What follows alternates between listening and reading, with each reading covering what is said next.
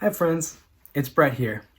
It may look like we're trying to cuddle up and take a nap, but I'm actually here to teach you about quilting. This is a quilt I made for Murphy. Quilts are made of layers of fabric that are stitched from the front or the face all the way through to the back.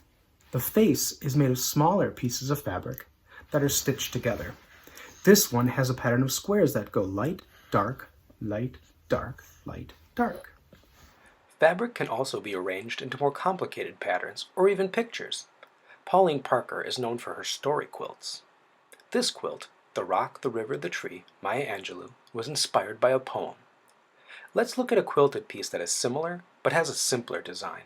It also shows a river, a tree, and the surrounding landscape. She chose fabrics with colors and prints that represent the natural objects. The leaves of the tree are made of a fabric printed with fruits, birds, and smaller trees. The trunk has a print of tiny buds.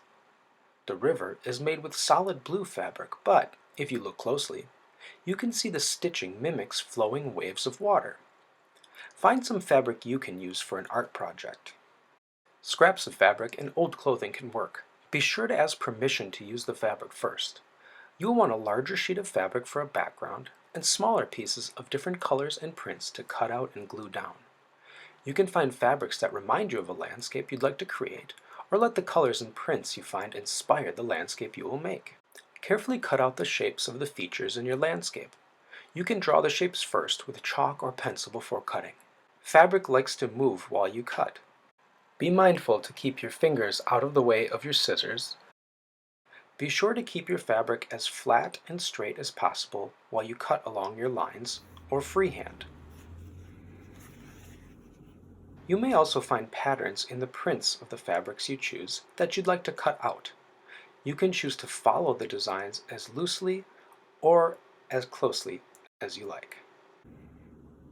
As you place the shapes you cut out on your background to compose or arrange your picture, you may find that you want to add, move, or get rid of some of the elements you created. You don't have to stick with your picture until we glue things down at the very end. You may set aside some of the items you cut out to use in a different art project. Once you have your picture arranged the way you'd like, start gluing the pieces down to the background, starting with the piece or pieces that you want to appear in the distance. Then work your way towards the front. The layered pieces will create the illusion of depth or distance, where objects in the front appear closer than objects in the back. Some of your shapes, like my tree branches, may go behind and in front of other shapes.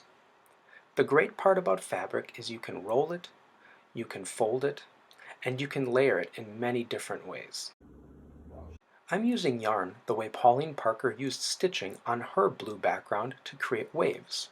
I'll start by gluing the lines that I'd like the yarn to go on, and then carefully laying the yarn on top, trimming the extra off the edges. Once you've finished your scene, you can hang it like a picture or sew it into a quilt of your own. We're excited to see what you create.